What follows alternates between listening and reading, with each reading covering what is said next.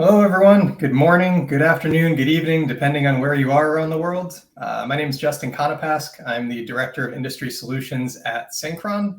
Today, I'm joined with Kim Long and Tim Geyer. We're excited for this conversation around market-based pricing. We have two different companies on the call today, so it's a little bit different than we've done for the previous LinkedIn Lives. And so we're really excited about these solutions together and how this can really enhance your pricing strategy, especially with aftermarket pricing. So with that, I want to provide an opportunity for everyone on the call to introduce themselves. As I mentioned, I'm Justin, the Director of Industry Solutions here at Syncron. Let's start with Kim as well. Sure. Good morning, good afternoon, everyone. My name is Kim Long. I am the Global Director of Value Engineering for Syncron.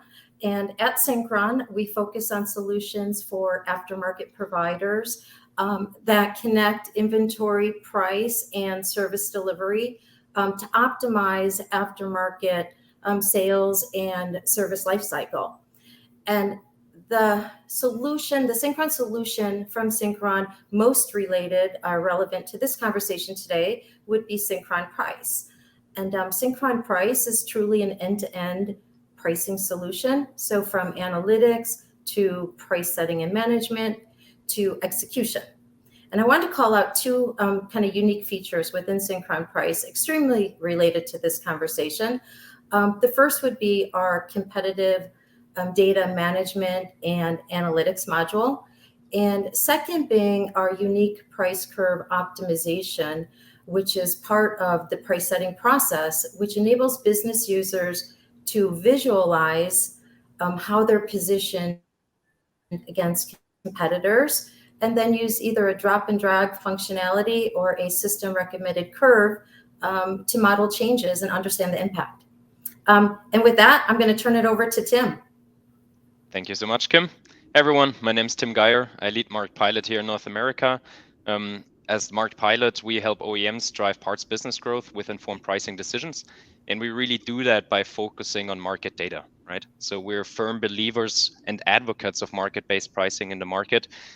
We believe that a pricing strategy that doesn't integrate market data doesn't work in today's digital environment anymore. And we really help our customers become more proactive in their parts business, outperform the market, and of course, eventually, and that's the most important thing, maximize their revenue and profit. So very happy to be here, and thank you so much for having me, guys. Excellent. Excited to have both of you in this conversation. So let's dive right into the topic here. You know, the title is market-based pricing. So it sounds intuitive, but I know just from conversations we've had, this is a far more complex problem to solve than I think the title leads to be. And so, Tim, I was hoping you can provide an overview in terms of what market-based pricing is and why it's so important to some of our listeners today here, and why they should be considering this as a strategy when they're taking on their aftermarket parts pricing. Absolutely. I'll get to that in 1 second, Justin, if it's okay. Just a brief background of Market Pilot as well, and of course why I'm on this call today, right? I think that's really important for all our listeners as context. Perfect. So we're a global company, 85 people. All we do is provide accurate market data for parts across different industries, both in Europe and in the US, but we can provide that data globally. And really why I'm on this call is because we have a strategic partnership in place with Syncron to help both Syncron and Market Pilot customers use market data within their broader pricing strategy to the fullest potential. It's really a unique match, right? Syncron with their extensive capabilities when it comes to price, and us bringing in the market data capability, because it's a very difficult thing to do, to get accurate market data at scale. I'm sure we'll dive into that in a second. And one step back, what is market-based pricing really about? Yeah, we all saw what happened in the last couple of years. There's many third-party competitors out there. Back in the days, it was really simple as an OEM, or of course as one of their dealer channel partners, to sell parts to end customers, because effectively you were the only source and you had an established relationship with these end users. End users were coming to you directly as the natural first point of contact. and simply because there was no other good alternatives out there. Now, nowadays, that's a little different, right? There's abundant opportunities for end users to shop around for parts. There's thousands and thousands of third-party competitors, both online, but also through more creative, traditional channels. And so pricing really became more complex. There's so many competitors out there. And as an OEM and as a dealer, whoever you might be, you have to make sure that your pricing is in line with the market, because otherwise your customers, they will see that your prices are very different from what's out there, and that's going to impact your price image and of course your customer relationships, which any OEM and any dealer should care about a lot. Market-based pricing, last sentence, and then I'll hand it back to you, Justin, is really about gathering competitive market data at scale and integrating it into your broader pricing strategy. Outstanding. No, thank you, Tim, for that overview. And as you were saying this, I'm just reflecting on how I go about making a purchase, in my day-to-day life. So for example, if I need to get a spare part on my Jeep, if something breaks with that, I'm going to shop around on my phone here. I might go into AutoZone, I might go into a couple stores, but I'm going to get, half a dozen quotes at least pretty quickly on my phone before I ever make a buying decision. And so I think, you hit the nail on the head that the dynamics in the buying process have changed for the consumer. And so that's why this is so much more important. Kim, I'd love to hear your take. You mentioned something about the feedback module, how to get these customer feedback loops built into your everyday pricing strategies. Do you want to share a little bit more about how that plays onto what Tim just described in terms of making sure that you're competitive? How does that data circle back into that pricing strategy? Sure.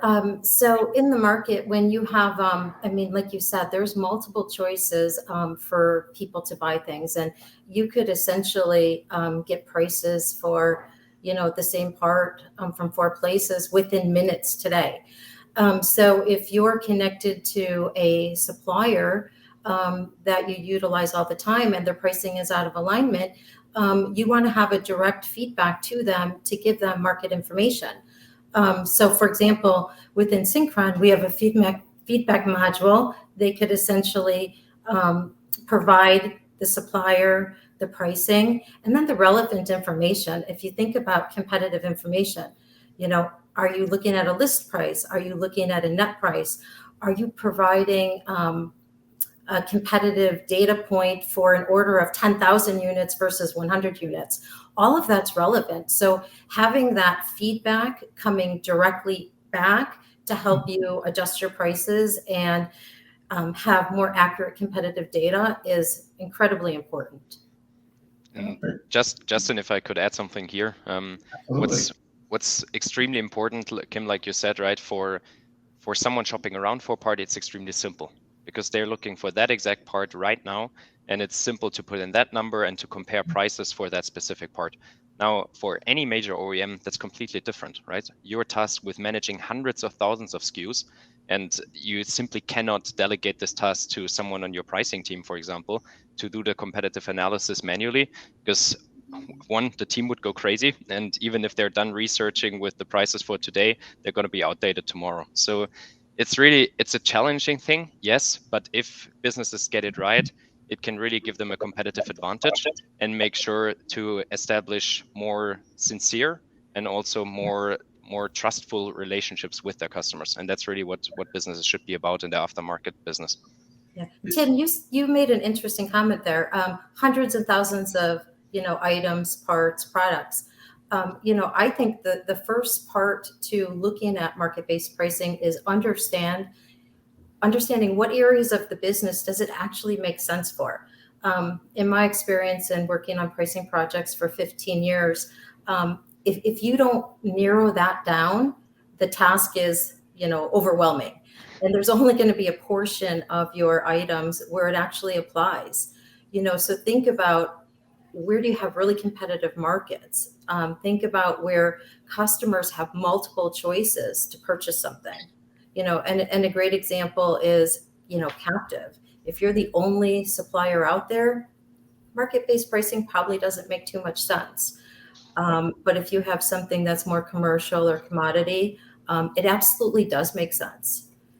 And then industries, the travel industry, hotels, rideshare absolutely makes sense. So it's really important to kind of take that first look at where should I apply this? I'm glad you brought that up, Kim, because when Tim said, tens or hundreds of thousands of components that you're pricing, the size of the Excel sheet that immediately popped into my head and number of tabs just was very large, very quick. But it does lead me to a question, and Tim, maybe you can take the first stab at this. What are companies doing today and how are they managing it? Because like you said, the team is going to be overwhelmed if they have to go through and try to identify all the competitive pricing for each component. Oh yeah, even if absolutely. you are able to narrow it down, as Kim said, but it's still an overwhelming task. So what have you seen in the market today and how some companies are tackling this? Absolutely. Great question, Justin. So in the end, it's really about prioritizing, right? You have to make sure to start with those parts where you expect the most impact of market-based pricing on your business. And then as you build excitement and you start building an ROI with the program, and you learn, of course, you make early mistakes, you fail fast, fail early, and then you expand the scope of such a program over time. So what a lot of our customers have been doing very successfully, for example, is let's say they have a portfolio of 100,000 parts, as an example, where it would make sense to gather market data. They typically just would start with 10 to 20% of that, right? Still a big number, of course, but that's definitely much more manageable. And we would typically focus on those parts, where they would either make the most money with already, because we expect the most financial uplift opportunities there. And B, what's really important is you also want to look at those parts that you should be selling, like wear parts, for example, but you don't. So when you realize there's quite a few parts in your portfolio where you have very low win rates, for example, or you can see that your conversion rates on your e-commerce store, if you have one, are extremely low, you want to make sure that you tackle those as well, because you might be losing a lot of market share there. In fact, and it's a pretty drastic statistic, yeah. But we recently analyzed portfolios of 161 OEMs that we worked with in the past, and we found that only 4% of their parts are actually priced at market.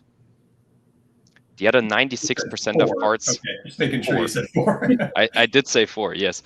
The other 96% of parts are either overpriced, underpriced, or our customers, they are actually the exclusive vendor of that part in the market, even though they did not label it as a captive part, but they wouldn't even know about it, right? So probably they apply the same margins across what they call non-captive and captive parts, but then we give them the feedback back and we're like, hey, you're actually the only vendor for these 50% of your parts. Why don't you check up your margins a little bit?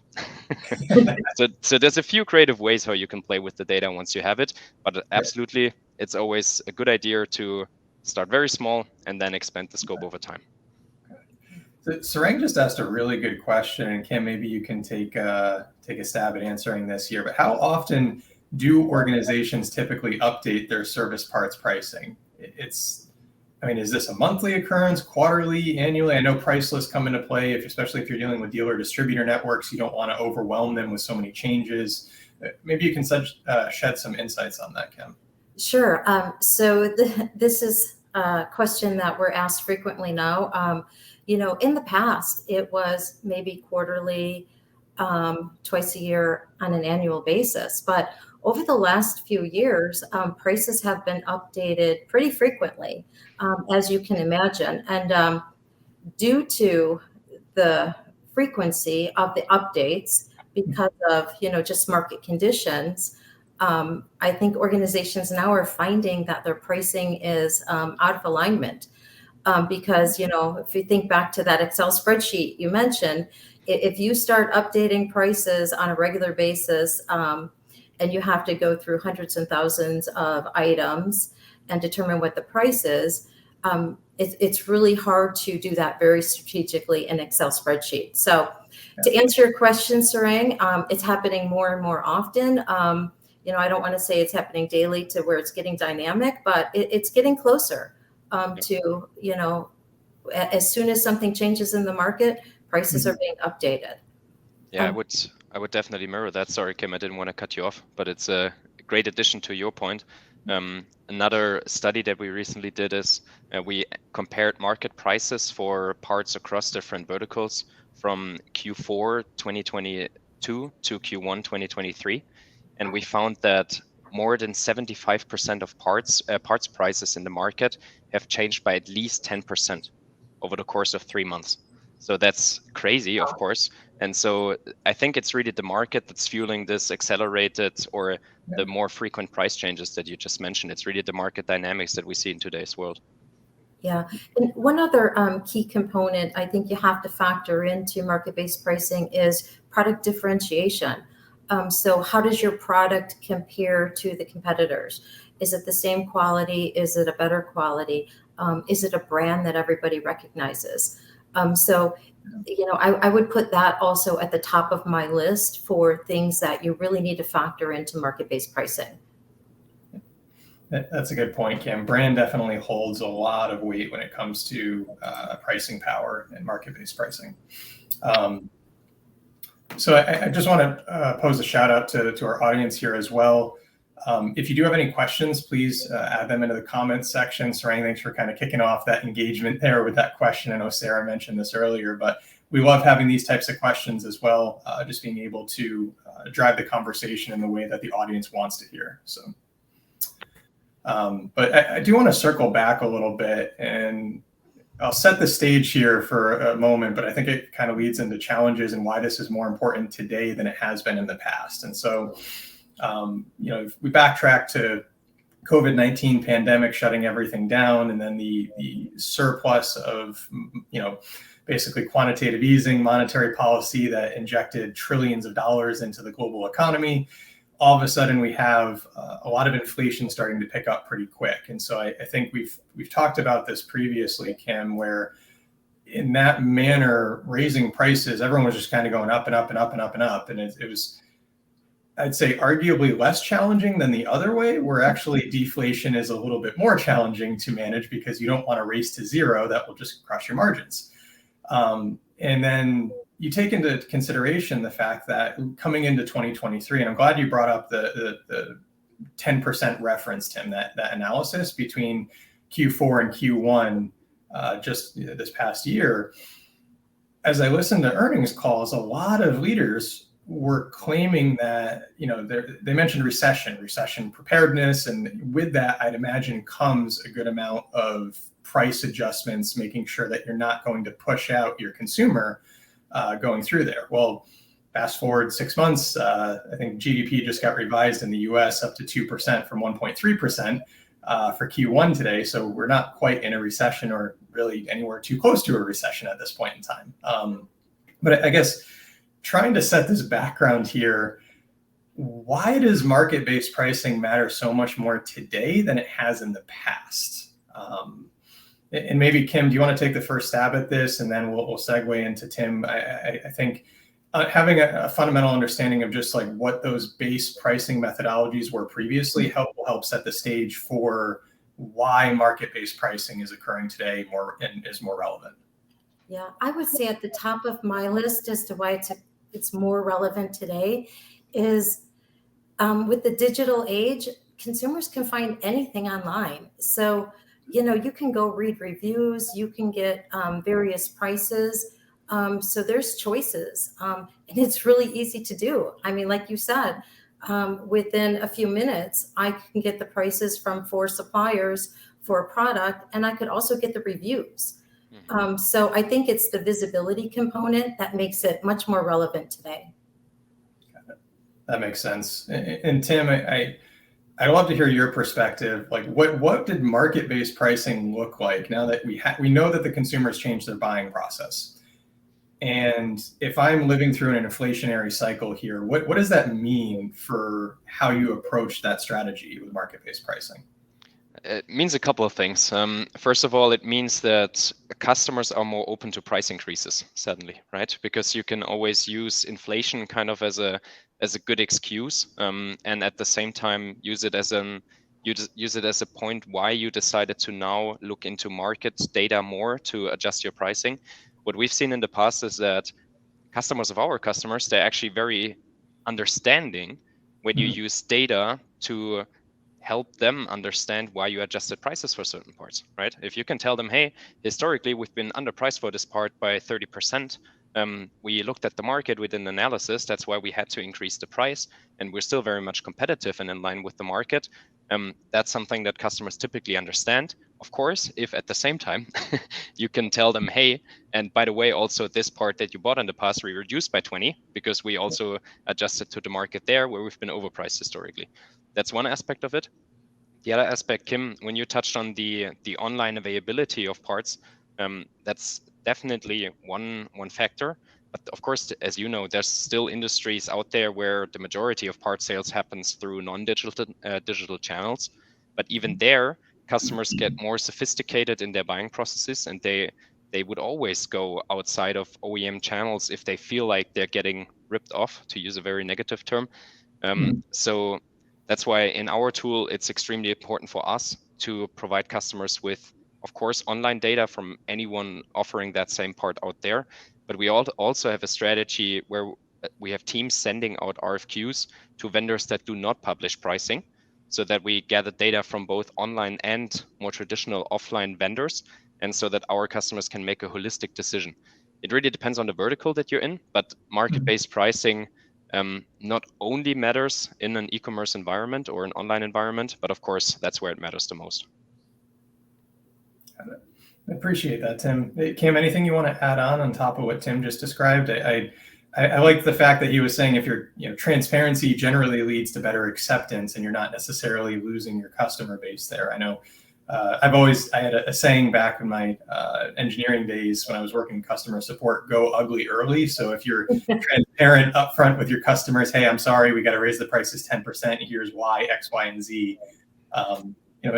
It's unfortunate, but it's reality of the situation. Yeah, transparency actually goes both ways. I mean, as somebody who's setting prices, if you can explain how you set your price or why it changed, you're not going to get too much acceptance of that price out in the market. But more important is internal. The second you set a price that's out of line and a sales rep goes out and gets a lot of pushback and they can't explain it, it kind of takes away from the entire pricing strategy. So visibility at all levels is key. The other thing I would add, challenge is customer sensitivity. So you really have to think through, how are your customers going to respond? Are they going to go to another vendor?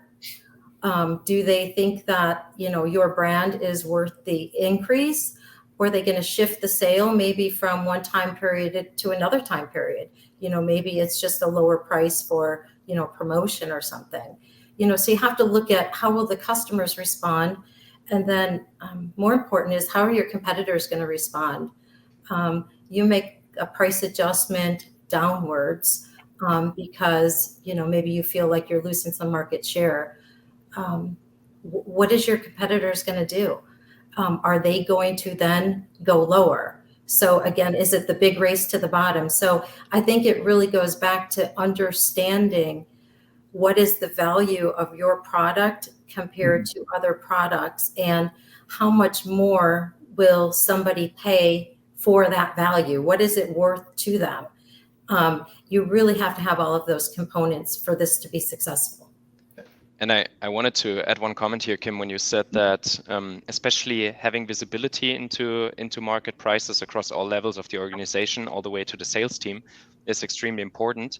And it's great because it's an opportunity for pricing teams or for aftermarket teams to be more empowered and have a better standing in the organization, right? Because if you're not the guys in the ivory tower setting the prices, suddenly you have hard market data to back up your decisions. And if you can communicate that with sales leaders, for example, and also with your customers, suddenly that gives you much more credibility.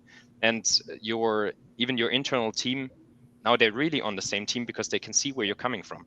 Market data is way easier for any stakeholder to understand than a very complex value-based pricing approach. So if you can clearly show a graph, hey, this is where all our competitors sit, this is where we sit, this is why we decided to raise the price to here, everyone will understand, and no one will get back and be like, hey, but that's not fair, or we're ripping off our customers or something. So there's a lot of acceptance within the organization. And something that we've looked at, of course, with our customers is when you increase the price to market level, you're not losing volume at all because you're still in line with the market. So I guess my main message from today really is use market data to make your pricing decisions, of course, but then also be very bold in making pricing adjustments, because you might fear a backlash, but often it's not going to be there. Great takeaway, Tim. And I think the transparency behind that really, bolsters that argument that you might not lose market share as much as you think you will be. That we had a question come up earlier, Justine, if you don't mind throwing that back up.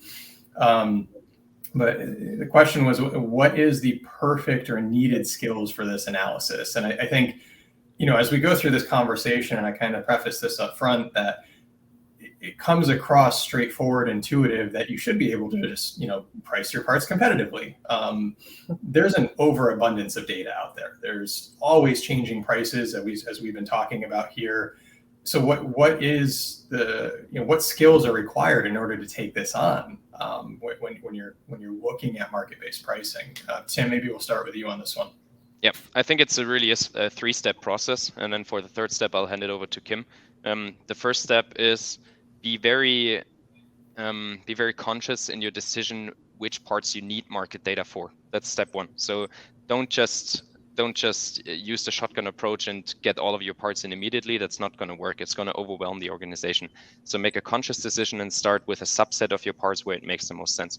Second, choose a partner that will reliably provide you with market data. Don't try to pull market data yourselves. You're going to burn out your team, and it's not going to be accurate data. And then the third and most important step is to integrate market data into your broader pricing strategy and your daily pricing processes, right? Just because you have a data set of market data somewhere doesn't mean that it actually gets used. You have to ingrain it into your daily pricing processes. And maybe, Kim, you can add on to that a little bit. Yeah, if I think about the perfect skill set, it's really going to depend on how automated is the process. Are we going back to, pulling data required for pricing from different systems and building Excel spreadsheets? Or do we have this automated within a solution where all the data's, automatically integrated and you're able to really focus in on strategy? So it's really going to depend, where are you within your pricing maturity?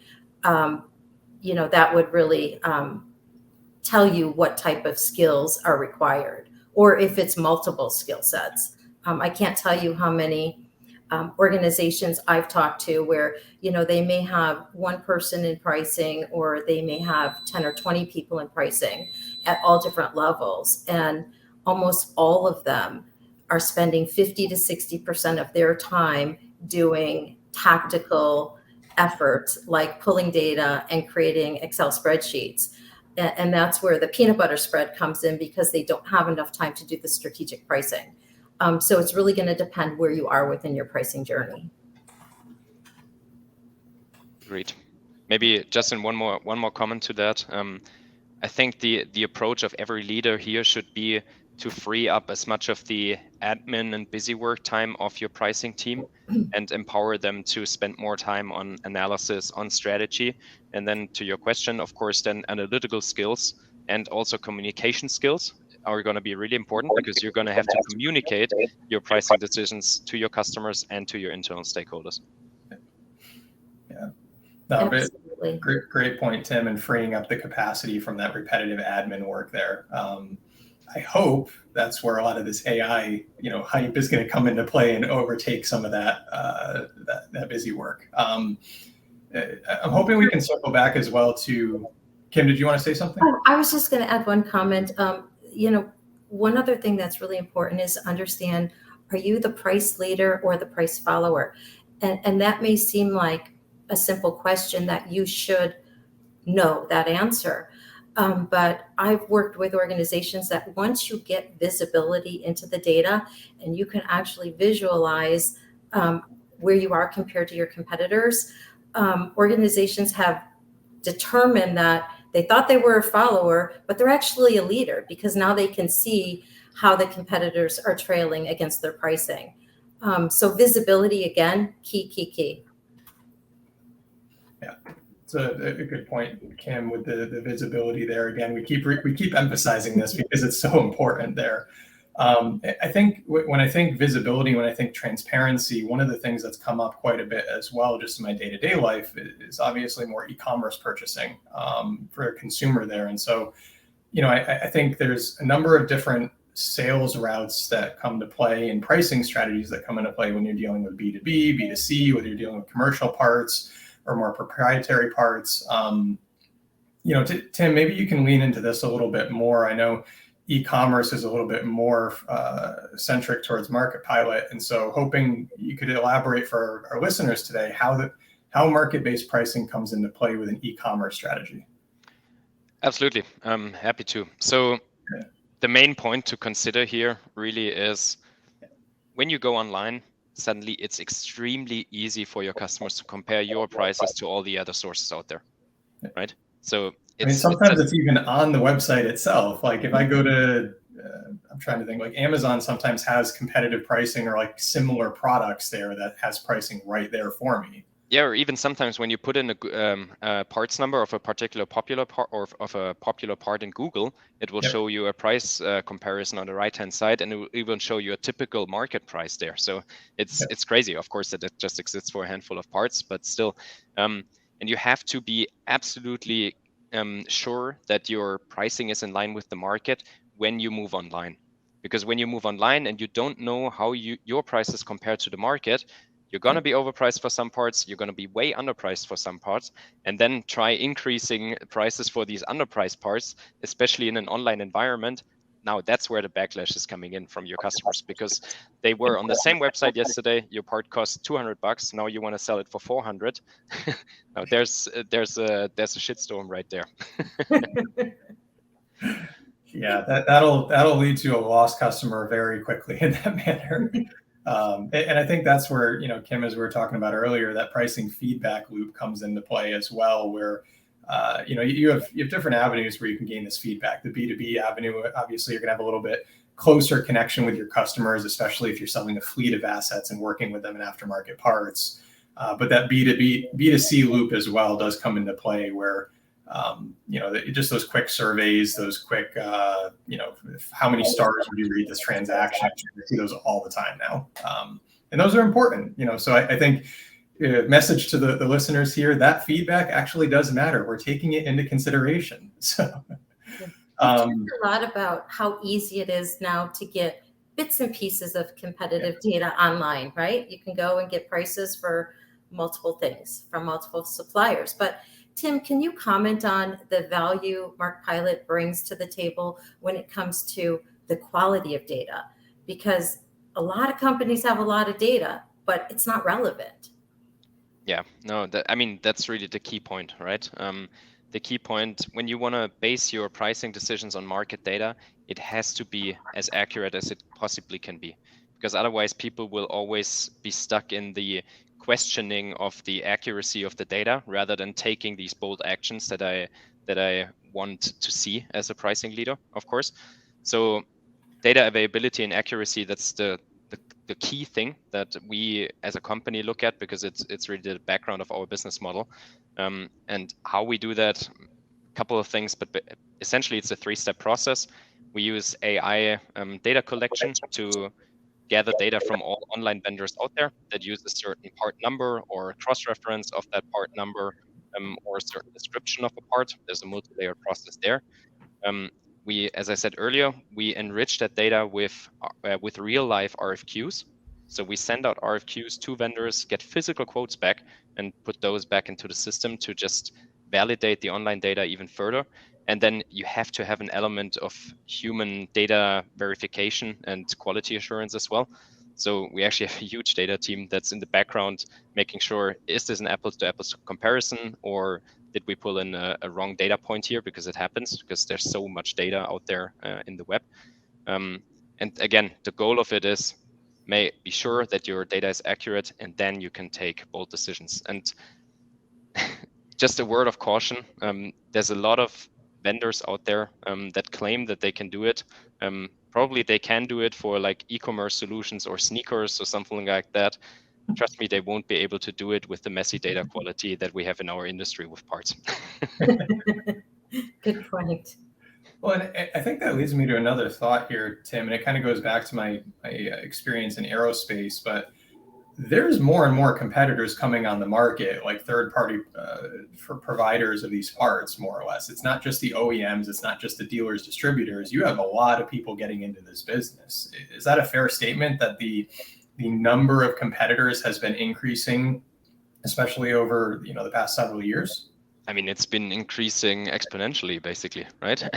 Even I just had this example yesterday. I was in a discussion with a customer, and we looked up a part where they thought they might be the exclusive vendor because they have an agreement with the parts manufacturer in place, and they wondered why their win rate was so low, right? And then I showed them when we didn't use the part number that the vendor assigned to them, but the actual part number that's on the part when the customer gets it and when they want to replace it, it's on the part, right? When you put that number into Google gives you a list of 45 vendors that are offering that exact same part at a much lower price. 45 vendors just for that one individual part. And then, of course, and that's only happened over the last couple of years. I mean, all these vendors and online shops, they weren't there 5 years ago. Yeah. And that was a competitive part that you even said too, that they thought they had ownership of that market. Yes. Wow. I was just going to ask Tim, how often are you seeing organizations wanting to update their competitive data? It really depends on the pricing maturity of the customer as well, right? To be honest, our standard model is they want to have a market update on a quarterly basis because that aligns with their accelerated pricing adjustment schedule nowadays. For many of our customers, though, we also provide monthly market data for their key parts that they really, really want to focus on. Let's say their top 5,000 SKUs, for example, and because there they have to become even more dynamic. So it's usually monthly or quarterly basis. Thank you. So it's getting pretty frequent, yeah. Yeah. I want to circle back to something that Luke had brought up in a question there as well, because it's a nice segue, Tim, from what you just described. Hypothetically, if an OEM does have a proprietary part, something that is not necessarily going to be able to be manufactured or sold from other third parties or dealers or distributors without going through the OEM, there's definitely this dynamic where the total cost of ownership now comes into play. Because as I make a purchasing decision up front for that particular asset or a fleet of assets, I want to understand my maintenance costs for the duration of the life cycle, more or less. How is market-based pricing utilized to go through that analysis if I'm a buyer? And I realize we're kind of looking at it through two different lenses. As an OEM, you may think, I don't need to necessarily consider this because they have to come to me. But at the full picture, it can be a detriment if you're not taking it into consideration. No, that's a great point. Obviously, that gets much more complex, right? But the bottom line is anything and everything gets copied nowadays. So especially when you're let's say you're a popular OEM and yes, it might be a proprietary part, but I guarantee you there's somewhere out there who's using your part number, if it's public and known to the market, to remanufacture it, to reverse engineer it, and to provide a will fit or a copycat part. So that's number one. You have to be aware of these copycats out there, and you have to understand their pricing because, of course, this will really impact the TCO of what you are offering. And the market-based pricing aspect of it is, even when it comes to service contracts or spare parts packages and whatever, you have to understand the market value of the different components within your package and within your TCO that you're offering, to make sure that your overall TCO offering is in line with the market. Now, bundling is of course always great to hide the line item cost or the line item value a little bit. But buyers are getting smarter and they're going to figure it out. So you got to be very careful and understand the market value of the individual components there. Yeah. I would just add to that, Justin, within Syncron's competitive data management solution, we do enable the management of both OEM and other competitors within that. So you're able to track and compare your pricing to both. No, great input there as well, being able to track both. But I think one of the thoughts as we're going through this conversation that's come up is really around kind of changing dynamics with respect to a buying process for new technology, we'll say. And this is a question as we're going through, it can seem like an overwhelming task to dive into a pricing strategy or a pricing solution, if you will. And one of the things that I know we've always tried to focus on, Kim, at Syncron is around time to value for our customers. How quickly can they get their ROI? And so I wanted to shift the conversation as we're kind of approaching the top of the hour here. For our listeners, what can we do, or how long does this take on average, or what's the standard kind of flow, if you will, to start realizing some return on investment when you're taking on a change in technology around pricing? Kim, I'd love to hear your thoughts kind of with pricing as a whole with our solution at Syncron, because there's a lot of different capabilities that we can bring to the table. And then we can close out that topic with market-based pricing in particular, Tim, understanding that data analysis maybe, it seemed like a very large task, but maybe, I'm sure I'm excited to hear Market Pilot's capabilities with some of the technology that you brought up earlier as well. So Kim, over to you on that question first. Sure. So the benefits come pretty quick, and they grow. Again, you're going to mature within your pricing, but you have the efficiency benefit immediately, just by bringing all the data required for pricing together in one place. And that includes the third-party data, competitive data, market share data. So the efficiency benefit comes immediately. And then, of course, the visibility, you're always going to find those quick wins. What have I been doing wrong? That's obvious. It's going to be highlighted. You're going to be able to go in, make changes, and capture those. But I think even more importantly, if you're using a simple cost plus pricing strategy today across your parts, if you were to utilize Syncron's price curve optimization, we would actually help you optimize your cost curves and smooth them out. So typically organizations will get value from that immediately. And then you're going to start finding those pockets of items where competitive data is necessary for market-based pricing. And you're going to begin incorporating market-based pricing and then maybe other value-based pricing strategies. And the great thing is you can do that over time. You can continue to evolve. So the value comes pretty quick, and it will continue to grow as you grow within your pricing journey. Yes, and maybe from a market-based pricing perspective, I mentioned it earlier, but the bottom line is you need these quick wins, and your most important task as a pricing leader or as an aftermarket leader is to build excitement around pricing. And you're only going to do that if you can demonstrate financial impact and financial results very early on. So our mission actually at Market Pilot is it to make sure that every single company that we work with achieves a substantial ROI within 6 months of working with us. And the reason why that's the case, obviously, from us as a company perspective, we want to make sure that everyone's seeing Market Pilot as a success, but to keep the ball rolling within the company and get people excited about pricing, right? That's why we're here. Pricing isn't boring. Pricing is exciting, and pricing is one of the craziest impacts on your bottom line in the business. So you better use it. I just had one customer story. We onboarded them in February of this year, and it always takes a couple of weeks to gather data at scale. So we met them in their headquarters in April. And had a workshop there, thought about how do we now use that intelligence to make pricing decisions. We changed the prices. We checked for 1 month what the results will be. Within 1 month, they made an additional 150K in profits just by changing, I think, 250 of their SKUs. And I mean, that's just completely insane, right? Now you can go back to leadership and you can be like, hey, we just implemented that. And after 1 month, we made an additional 150K to our bottom line. And now that's something that every executive loves to hear. So, and these changes, the return on investment, that's just straight to the bottom line at the end of the day. It's, yeah. Sure, that's the beauty of pricing, right? That it will always impact the bottom line immediately. Yes. Yeah. We did have a great question that came up, and while Tim and Kim, you were going through some of the explanation here, I pulled up some data on our end as well.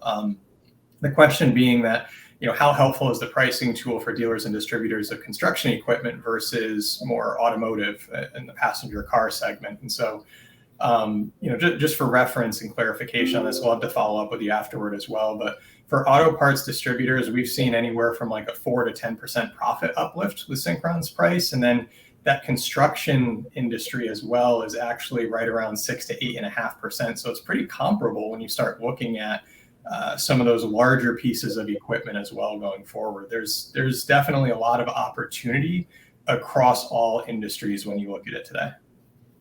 Absolutely. And just from a market data availability perspective, it's much more difficult to gather market data for the construction equipment sector compared to passenger cars, just because it's less digitized and there's more traditional channels to look at. As Mark Pilot, we actually focus more on the heavy equipment and construction equipment side of things, where we don't focus on passenger cars as much, just because our core capabilities are in the more complex industries like construction or agriculture, for example. Yeah. And I just want to emphasize how important that is, because a lot of those assets, they're the ones that are going to be owned, utilized, and operated for, much further in many situations than a passenger car. I mean, I'm just, throw this out. I usually turned over cars every 3 years for a period of time. So I've fortunately strayed away from that habit and holding on to cars now versus that. But at the end of the day, those high valued assets, when you're dealing with construction, mining, industrial equipment, you're not going to be making those large scale CapEx purchases on a 3-year basis in many situations. You're going to want to get as much value out of that over the duration of its life cycle. And that's where I think understanding that market-based pricing is that much more important, because that really dictates your overall total cost of ownership, your life cycle costs going forward. And the great news for everyone on the call, parts are just going to matter more in the future, right? With all the right to repair movement that's going on, with circular economy, with everyone wanting to increase the longevity of pieces of equipment, parts are going to matter more in the future, not less. So we're all in a great spot. Yes, absolutely. Well, we're approaching the top of the hour. I want to give each of you an opportunity just to provide some closing comments on this very enlightening topic here. So, Kim, I'll start with you as well. Any last minute thoughts you want to share with our listeners here before we sign off for the day? My only comment would be that, in your toolbox of pricing strategies, market-based pricing strategy is, essential for a certain segment of your parts. And as Tim mentioned, you will quickly see the return when you focus in on them. Great. And my main call to action today really is explore what's out there, right? Think about, could market data improve your pricing strategy and improve your bottom line? And if so, be bold and take action.